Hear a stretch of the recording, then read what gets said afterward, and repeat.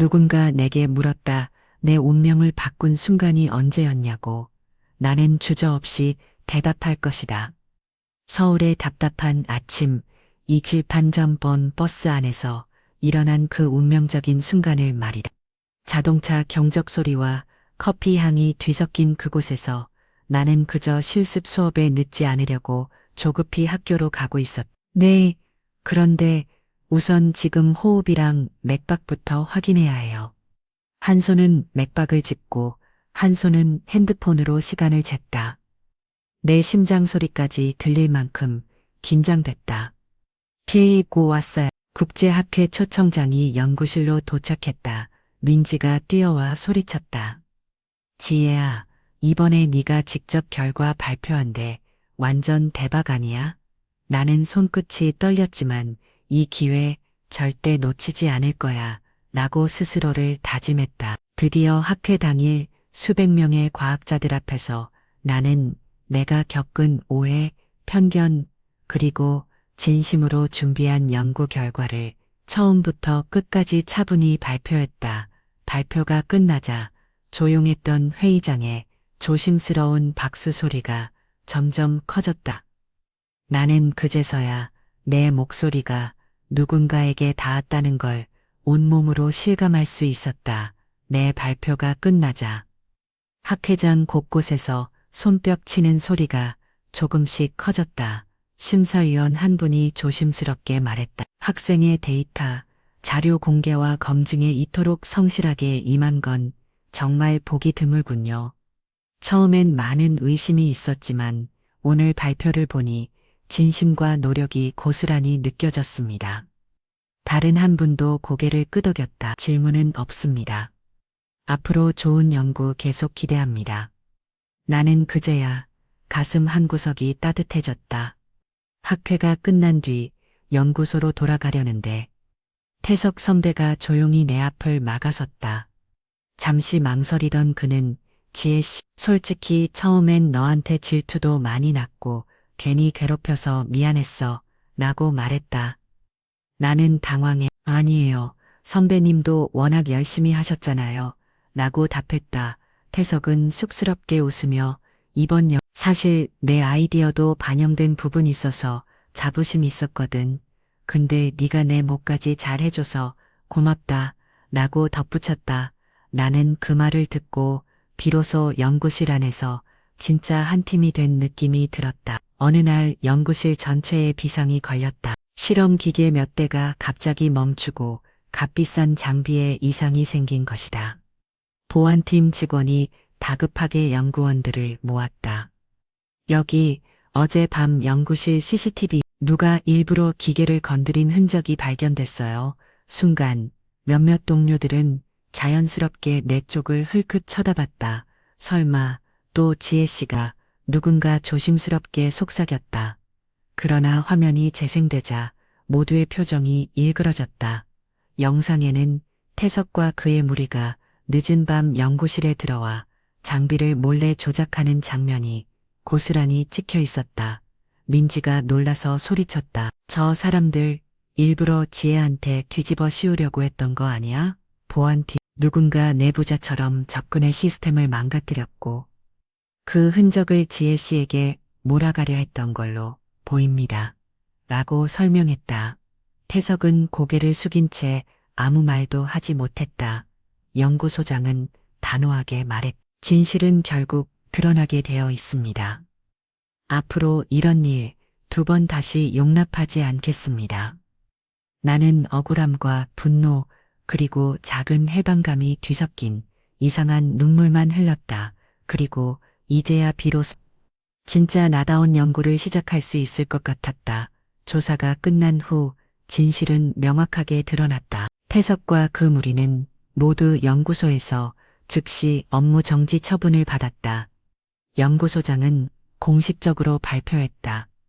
이번 사건의 피해자는 지혜 씨입니다. 오해와 불신에 시달렸던 그간의 시간에 대해 진심으로 사과합니다. 동료들은 하나둘 내게 다가와 정말 미안했어요. 지혜 씨 덕분에 우리 연구팀이 다시 한 팀이 된 것 같아요. 라고 말했다.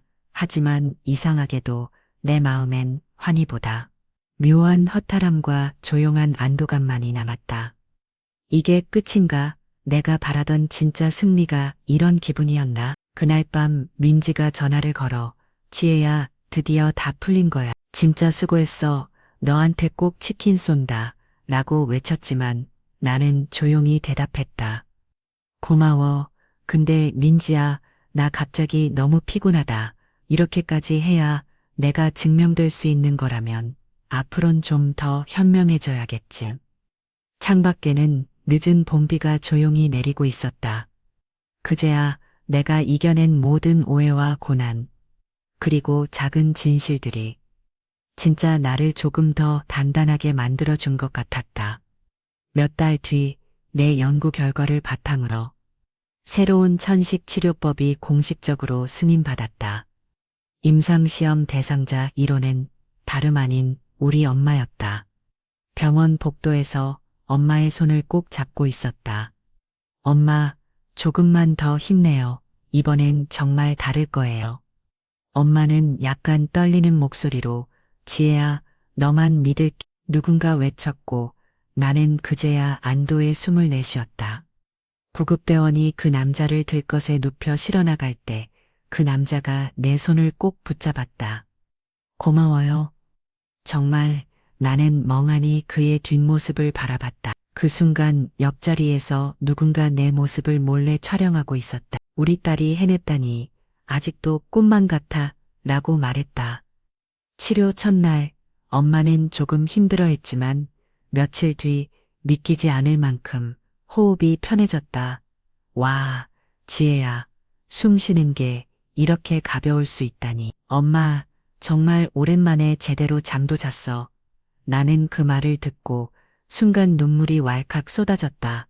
민지는 메시지로 지혜야, 진짜 대박. 이제 세상 모든 엄마들이 널 칭찬할 거야. 라며 환호했다. 병실 창문 너머로 밝은 햇살이 비쳐들 때 나는 깨달았다. 모든 고통과 외로움, 그걸 이겨낸 기적의 순간이 바로 지금이구나. 며칠 후 K제약그룹 대강당에서 강 회장님이 내게 직접 상장과 꽃다발을 건넸다. 지혜 씨, 당신의 용기와 진심이 이 세상 많은 사람들에게 희망이 되었습니다. 정말 고맙습니다. 수많은 언론 카메라가 번쩍였고 이번에는 금수저 논란 딛고 연구로 세상을 바꾼 의대생. 진짜 실력, 진짜 진심이 만든 기적. 같은 기사들이 쏟아졌다. 내 휴대폰엔 격려와 축하 메시지가 끝도 없이 들어왔다. 며칠 후 한 청소년 토크 콘서트에 초청받았다. 마이크를 잡고 내가 말한 첫 문장. 여러분, 누군가를 살리는 일, 결국 내 삶을 가장 빛나게 하는 일이에요. 도움이 필요할 땐 한 번만 더 용기를 내보세요. 그 용기가 결국 자신을 구하게 될지도 모르니까요. 관객석 어딘가에서 민지가 야, 지혜 파이팅 이라며 소리치자 나는 환하게 웃었다. 그 순간 모든 힘들었던 기억과 눈물, 오해, 고통까지 모두 한편의 드라마 같은 내 인생의 값진 성장으로 남았다. 모두가 박수쳐 주던 그날 이후 나는 조용히 사직서를 냈다. 강 회장님도 동료들도 놀라 물었다. 이제야 꽃길인데 왜 그만두려는 거죠? 나는 부드럽게 미소 지었다. 저는 더 이상 이름이나 명예가 아니라 진짜 환자들을 위한 의사가 되고 싶어요. 며칠 뒤 동네 조그만 골목에 작은 간판이 걸렸다. 지혜의 숨결 클리닉 천식 환우를 위한 무료 진료. 첫날부터 형편이 어려운 어르신들과 아이들이 하나둘 찾아왔다. 나는 그들의 손을 꼭 잡고 말했다. 힘들 때 그냥 오세요. 돈 없어도 괜찮아요. 저도 엄마 덕분에 여기까지 온 거니까요. 어느 날 민지가 깜짝 케이크를 들고 왔다. 야, 네가 진짜 멋진 건 이제부터야. 세상에서 가장 따뜻한 병원장님, 축하소. 나는 민지와 함께 작은 진료실에서 오랜만에 소리내어 웃었다. 화려했던 무대와 스포트라이트는 없었지만 환자 한 명 한 명이 편하게 숨쉬는 모습을 볼 때마다 나는 누구보다 행복한 의사가 된 것 같았다. 그리고 문득 이 모든 이야기가 누군가에게 작은 희망이 되길 바라는 진짜 내 드라마의 엔딩이었다. 이거 틱톡 올리면 반응 장난 아니겠다. 그 말에 순간 울컥했지만 그냥 아무 말도 하지 않았다. 그날 나는 그저 한 번의 지각으로 끝날 줄 알았던 아침이 내 인생을 뒤집어 놓을 줄은 몰랐다. 필요하다면 이 뒤에 전개되는 예기치 못한 기회와 반전, 그리고 드라마적인 흐름을 이어서 써드릴 수 있음. 갑자기 버스 한가운데서 나이 들어 보이는 남성 한 분이 그대로 바닥에 쓰러졌다. 얼굴은 금방이라도 피가 다 빠져나간 듯 하얗게 질려 있었다. 어머, 저 사람 왜 저래? 혹시 술 마신 거 아냐? 뒤쪽에서 누군가 속삭이고 몇몇은 슬쩍 뒤로 물러섰다. 아, 뭐야, 진짜 위험한 거 아냐?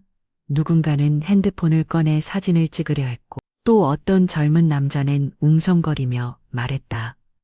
야, 그냥 신고나 하지. 요즘 괜히 건드렸다가 골치 아프잖아. 그 순간 내 심장이 세게 뛰었다. 이러다 진짜 위험할 수도 있어.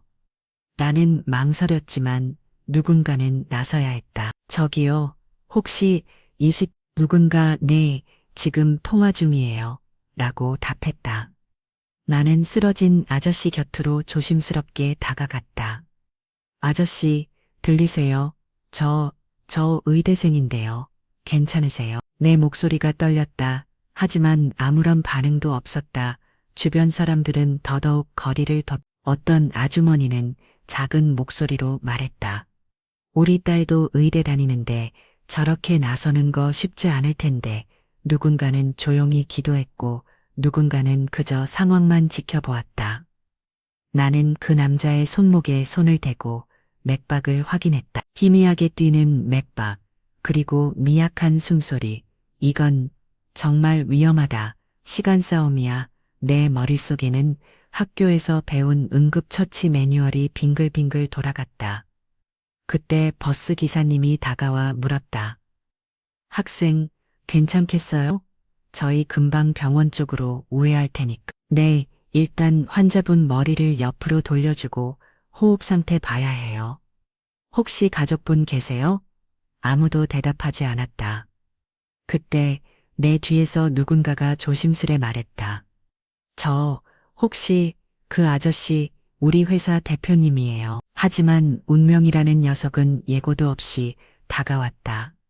날카로운 비명, 그리고 그 다음은 한 남자가 버스 바닥에 쓰러지는 소리. 사람들은 당황하고 서로 눈치만 보았다. 순간 버스 안의 분위기가 싸늘하게 변했다. 혹시 뇌졸중? 얼굴도 푸르고 몸도 축 늘어지고 머릿속에서 경고등이 울렸다. 나는 더 망설일 시간조차 없었다. 잠깐만요. 비켜주세요. 나는 사람들 사이를 비집고 나가 쓰러진 남성 곁에 무릎을 꿇었다.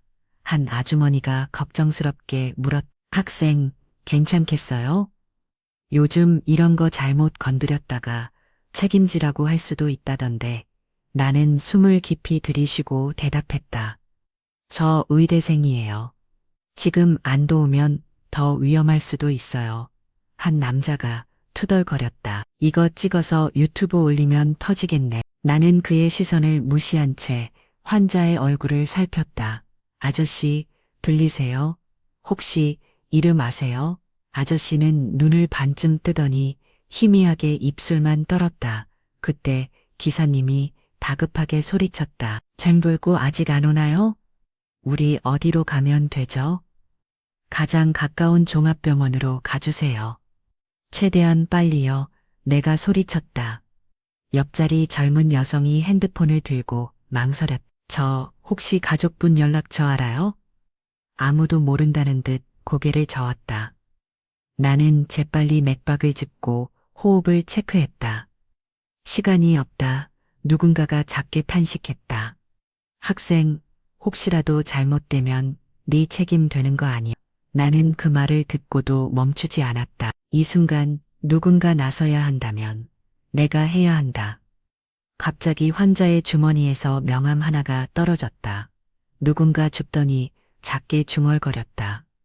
좋다. 이 사람 혹시 K메디컬 그룹 대표 아들 아니야? 그 순간 버스 안에 싸늘한 침묵이 돌았다. 그리고 나는 전혀 예상 못했던 이야기 속으로 휘말려 들어가고 있었다. 나는 배운 대로 환자의 의식과 호흡을 천천히 확인했다. 아저씨, 들리세요? 손 좀 잡아보세요. 그 남자의 손끝이 미세하게 떨릴 뿐 대답은 없었다. 의식 저하, 숨도 불규칙해. 이러다간 정말 위험해질 수 있어. 나는 온 힘을 다해 크게 소리쳤다.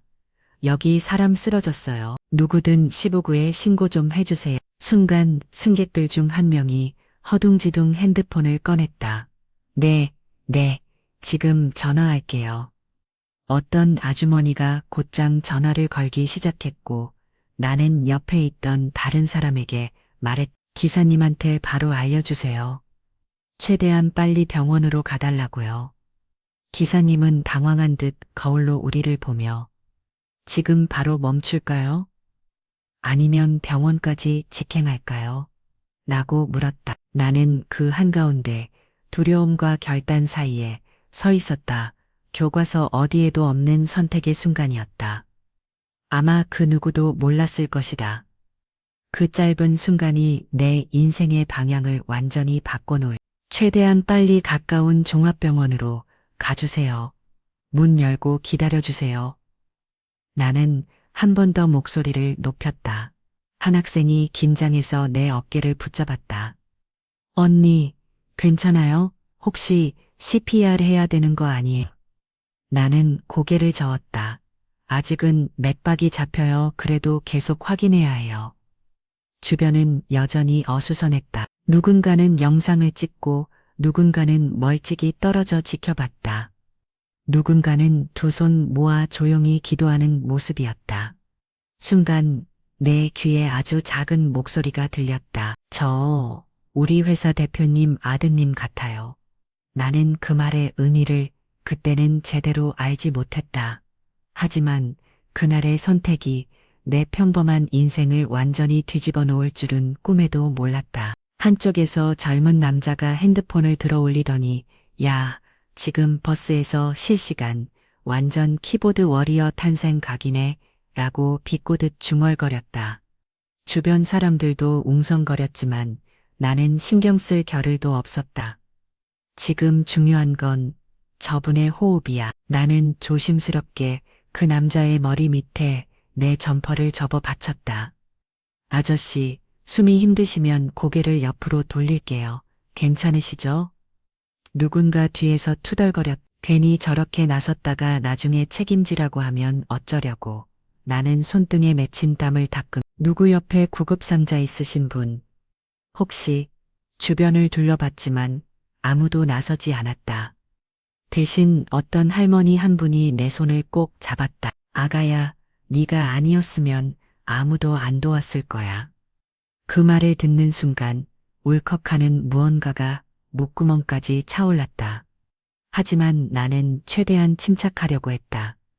괜찮아요, 할머니. 골을 딛고 올 거예요. 그 남자의 숨소리는 점점 거칠어졌고 나는 배운 대로 그의 입을 열고 기도를 확보하려고 애썼다. 바로 그때 누군가 내 모습을 더 가까이서 찍으려 다가왔다.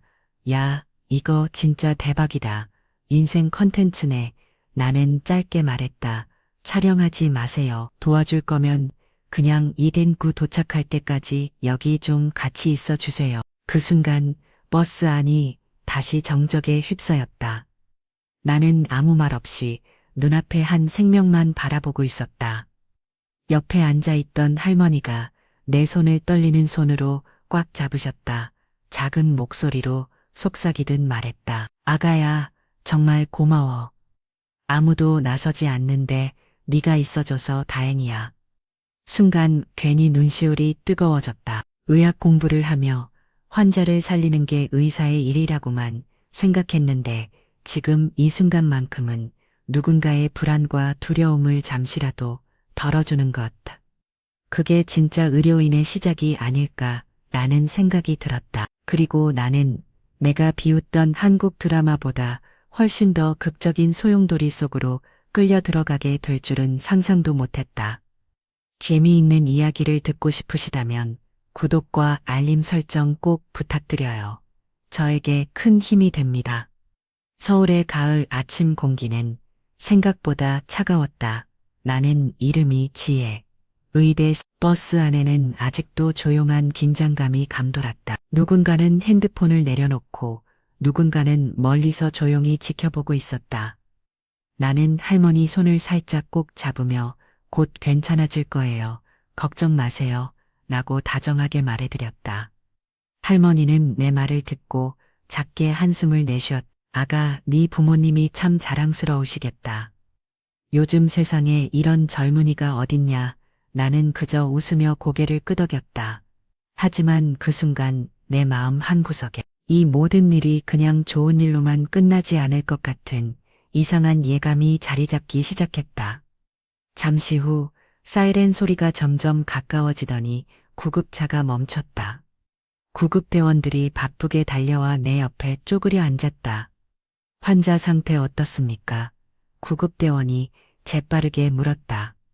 나는 최대한 침착하게 대답했다. 갑자기 의식 저하, 호흡 불규칙, 맥박 약하고 뇌졸중 의심됩니다. 병원까지 최대한 빨리 부탁드려요. 구급대원이 고개를 끄덕이며 학생 잘했어요. 여기서 더 도와줄 건 없으니 저희가 인계받겠습니다. 라고 말했다. 나는 안도와 아쉬움이 뒤섞인 마음으로 뒷걸음질 쳤다. 그때 들것에 실려가던 남자가 내 손을 힘겹게 잡았다. 정말 고마워요. 꼭 그가 떨리는 목소리로 말했다. 나는 울컥해서 고개만 끄덕였다. 아저씨, 꼭 괜찮으실 거예요.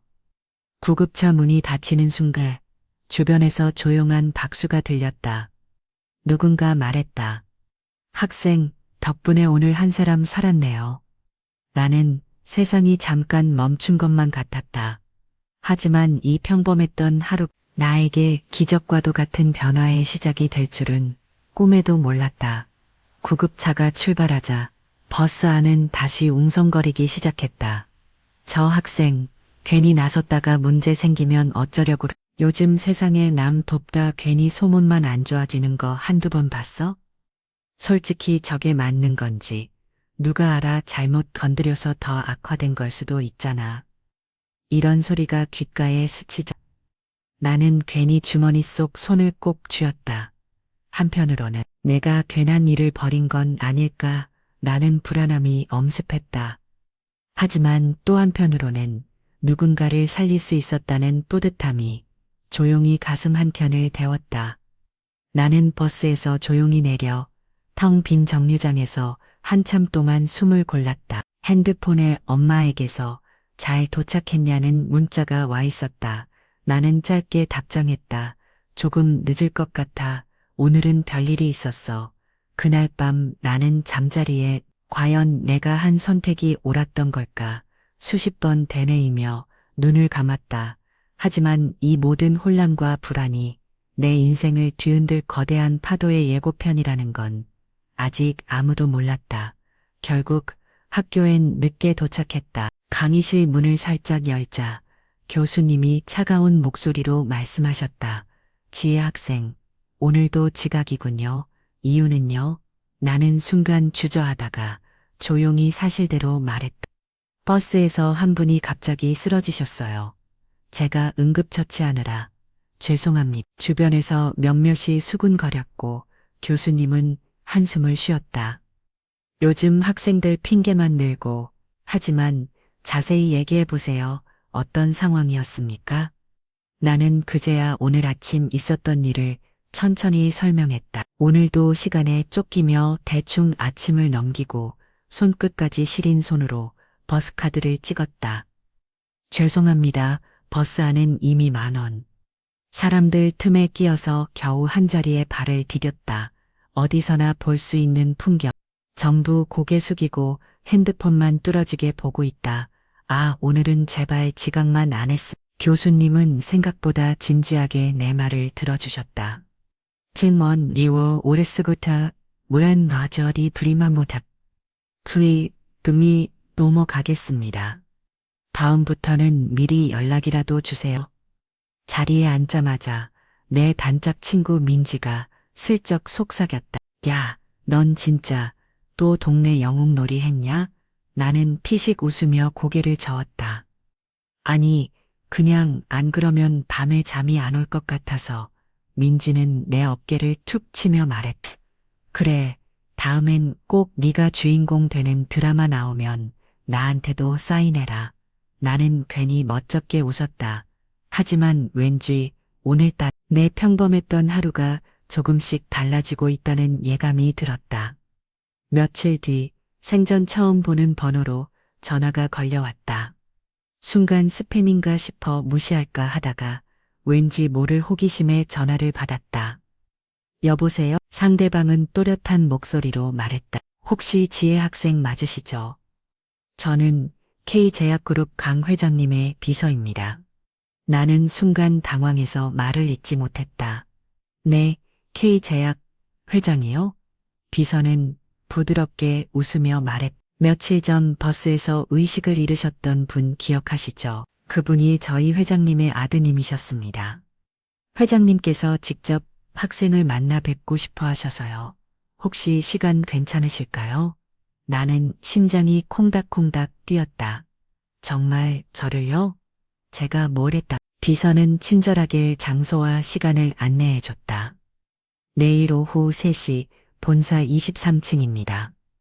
혹시 일정 변경되면 바로 연락드릴게. 전화를 끊고 한참 동안 멍하게 휴대폰만 바라봤다.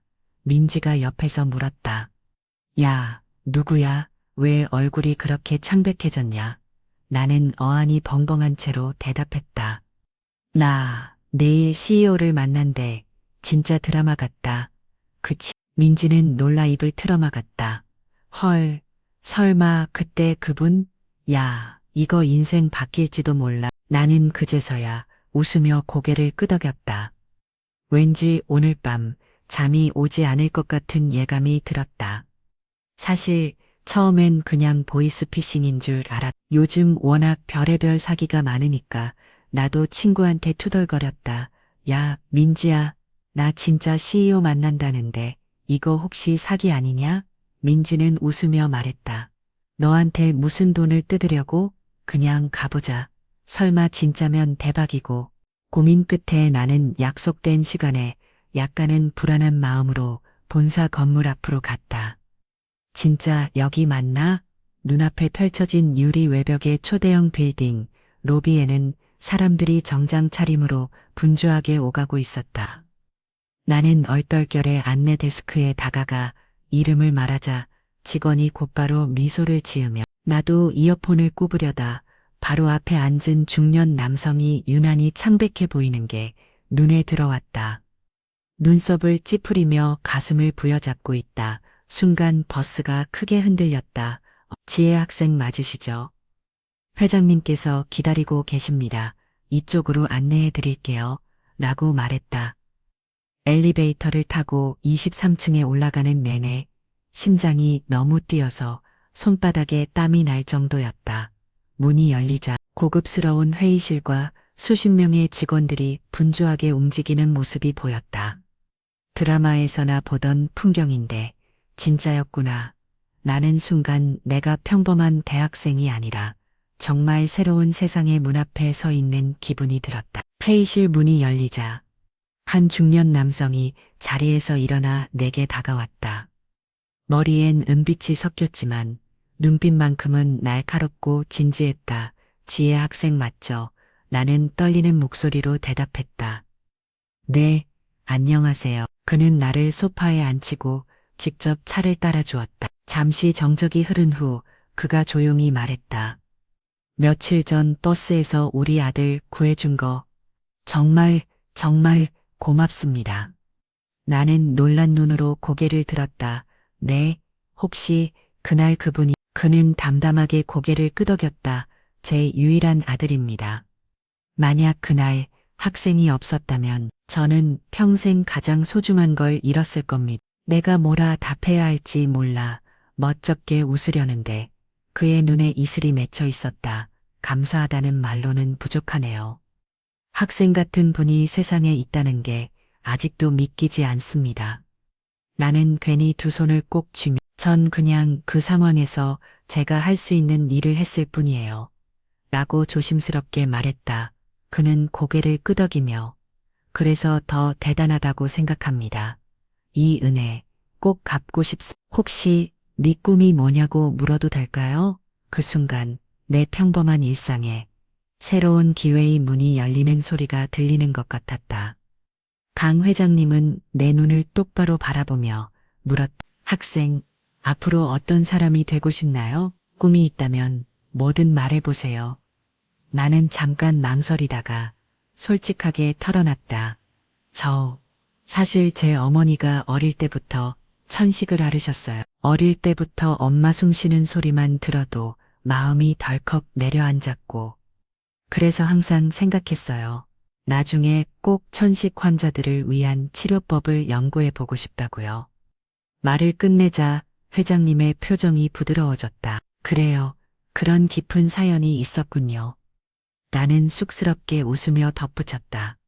아직은 그냥 학생이라 실험실이나 연구소 같은 데서 배울 수만 있다면 뭐든 하고 싶어요. 강 회장님은 잠시 생각에 잠긴 듯 고개를 끄덕였다. 그러더니 뜻밖의 제안을 꺼냈다. 그럼 우리 회사에서 새로 추진하는 호흡기 질환 연구 프로젝트에 함께해 보는 건 어떻습니까? 최신 실험실 장비와 연구비 전부 지원할 수 있어요. 학생만 괜찮다면 바로 내일부터라도 시작할 수 있습니다. 나는 그 말을 듣는 순간 숨이 멎을 뻔했다. 요즘 저런 거 함부로 건드렸다가 큰일 나잖아. 그러게 그냥 신고나 하지. 나는 가방을 바닥에 툭 내려놓고 두 손으로 그 남자의 어깨를 살짝 흔들었다. 아저씨, 괜찮으세요? 들리세요? 대답이 없다. 손등에 식은땀이 맺혀 있고 숨도 거칠었다. 정말 저 같은 학생에게 그런 기회를 주셔도 돼요.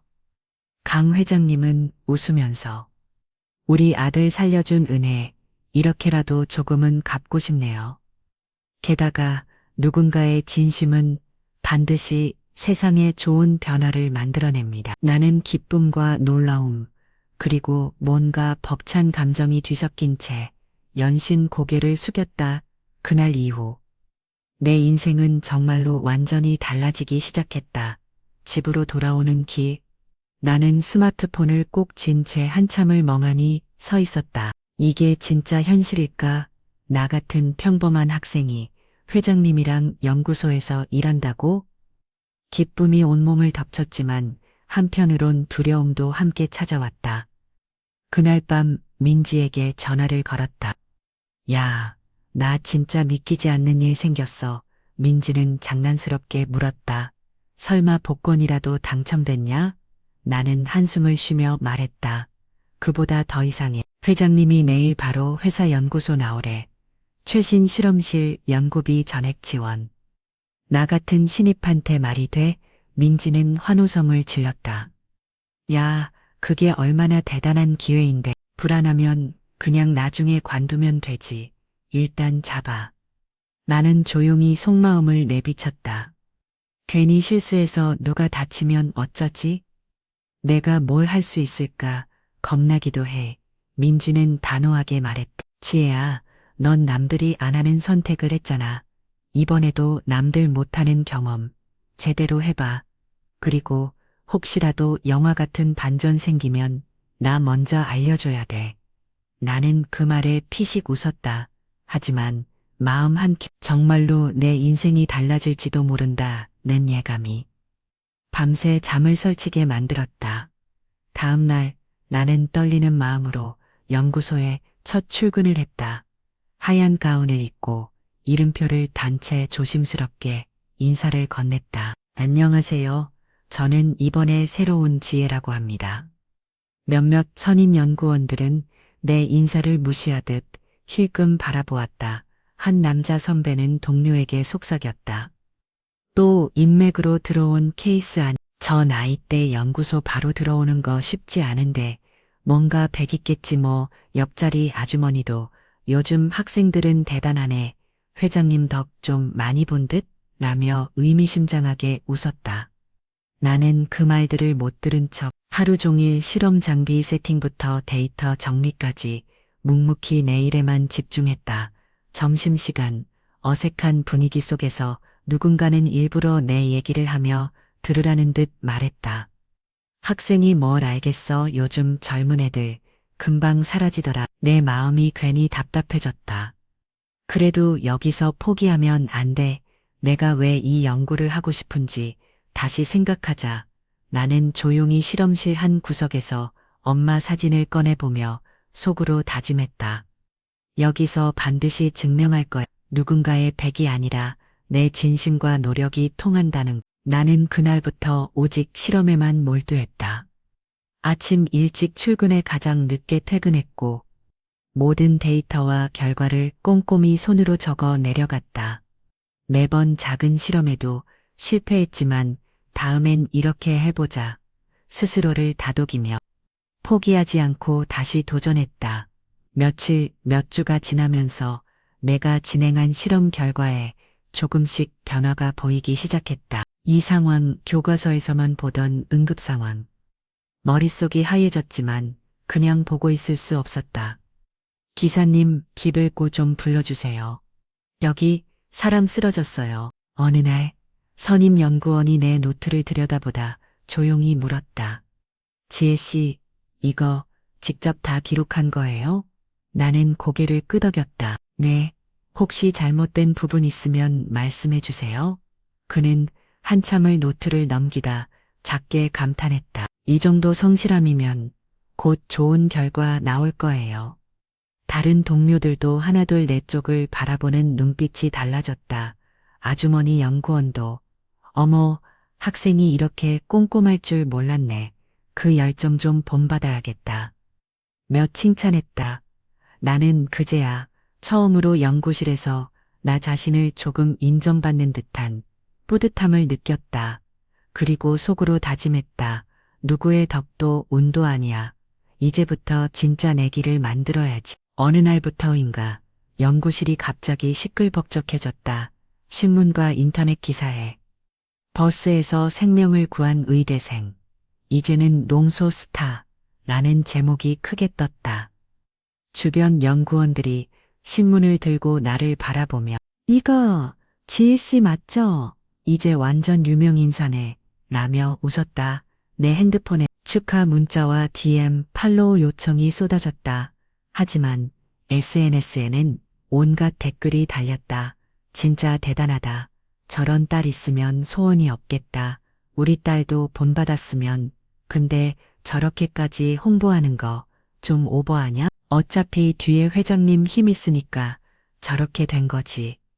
친구 민지가 캡처한 댓글을 보내주며 말했다. 야, 신경 쓰지 마. 넌 진짜 네가 할 일 한 거잖아.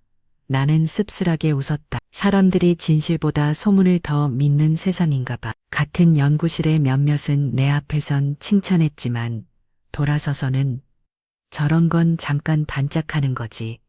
결국엔 다 꺼진다니까. 라며 수근거렸다. 나는 잠시 주춤했지만 스스로를 다시 다잡았다. 나는 내가 옳다고 믿는 길을 걸어가고 있어. 다른 시선에 흔들리지 말자. 하지만 세상이 주는 빛과 그림자는 생각보다 훨씬 더 크고 그 무게도 만만치 않았다. 하루하루가 정신없었다. 인터뷰 요청 기자들의 전 SNS에서는 내 이름이 해시태그로 계속 올라왔다. 주변에선 부럽다. 이제 대박난 거 아냐? 언제 방송 한번 나가냐? 라며 농담처럼 말했지만 실제로는 점점 숨이 막혀왔다. 밤이 깊을수록 내가 진짜 원하는 게 이거였나?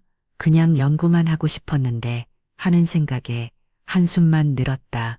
그러던 어느 날 연구소 게시판 지혜씨 기존 논문 표절 의혹 있음. 이라는 익명의 신고서가 붙었다. 순간 내 머리가 하얘졌다.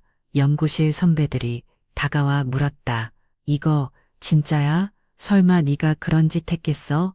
나는 억울하고 답답한 마음에 아니에요. 전 정말 제 손으로 다 연구했어요. 그런 짓 할 이유도 필요도 없어요. 라고 힘주어 말했다. 하지만 이미 연구소 전체에 소문이 퍼졌고 몇몇 동료들은 내게서 눈을 돌렸다. 민지는 지혜야, 절대 포기하지 마. 네가 뭘 했는지 아는 사람들은 다 네 편이야.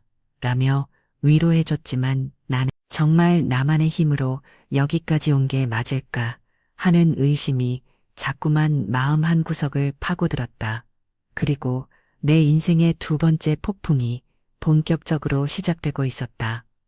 그날 이후 연구실 분위기는 한층 더 얼어붙었다. 누구 하나 먼저 말을 거는 사람이 없었다.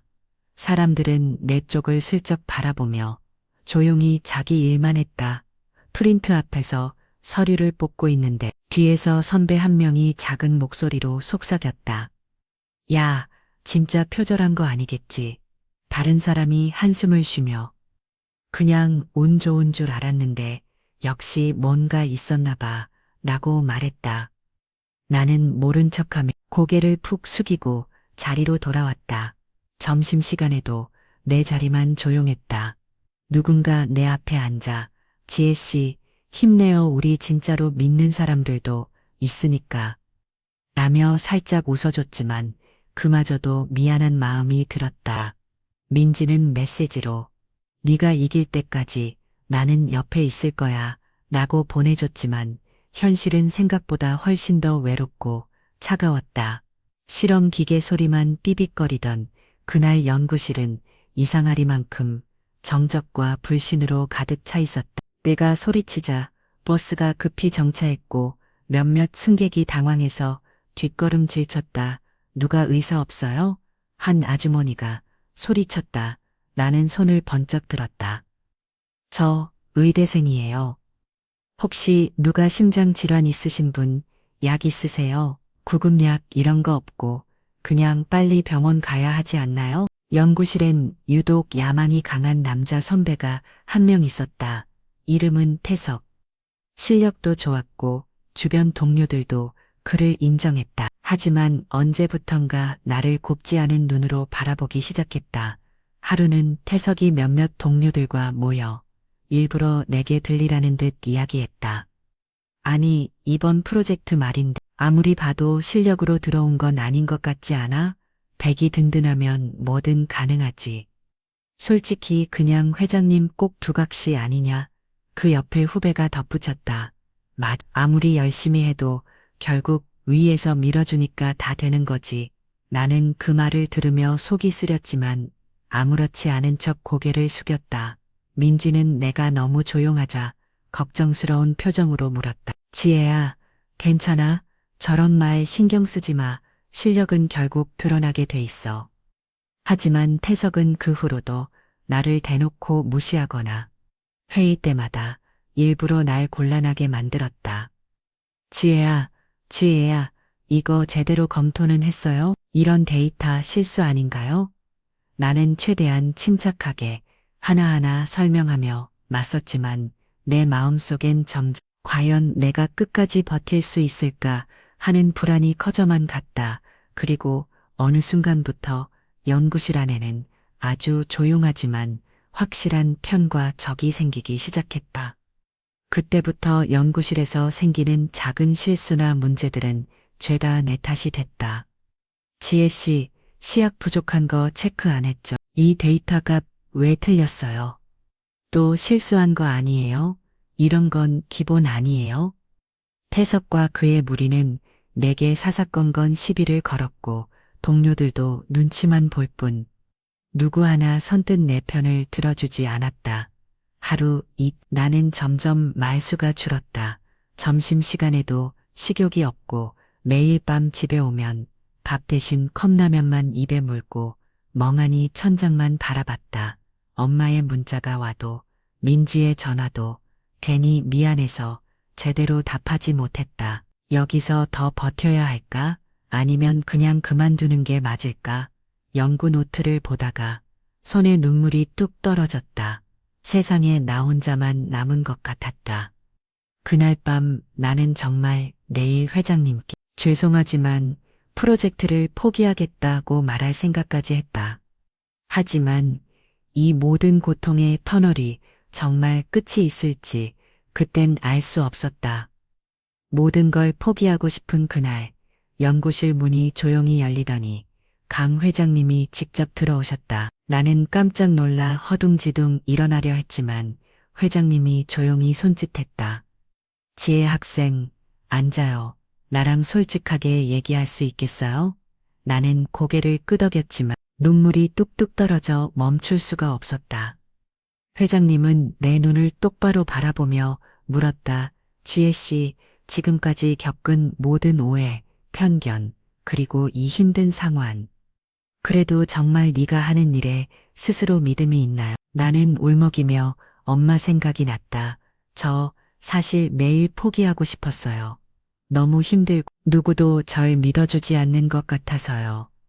잠시 말을 멈춘 뒤 나는 마음 깊은 곳에 묻어둔 진심을 꺼냈다. 하지만 저는 정말 어릴 때부터 천식으로 힘들어하던 엄마 같은 사람들 언젠가는 마음껏 숨 쉴 수 있길 바라서 이 연구를 시작했어요. 그게 제 전부예요. 회장님은 내 어깨를 가볍게 두드리며 말했다. 지혜 씨의 그 진심, 내가 직접 본 걸 믿어요. 힘들 땐 기대도 돼요. 이제 우리 진짜 지혜 씨의 실력을 세상에 보여줍시다. 나는 그 말에 다시 한번 작게 희망의 숨을 내쉬었다. 며칠 뒤 강 회장님은 연구소 전체 회의에서 단호하게 선언했다. 앞으로 우리 연구팀의 모든 실험 과정과 결과 투명하게 외부에 공개하겠습니다. 오해도 의심도 이제 남기지 않겠습니다. 동료들은 놀란 눈치였다. 태석도 어딘가 불편한 표정으로 노트북을 내려다봤다. 나는 떨리는 목소리로 물었다. 정말 모든 데이터까지요? 회장님은 미소를 지으며 말했다. 지혜 씨를 믿어요. 그리고 진짜 결과는 결국 진실 앞에서 드러나게 되어 있습니다. 며칠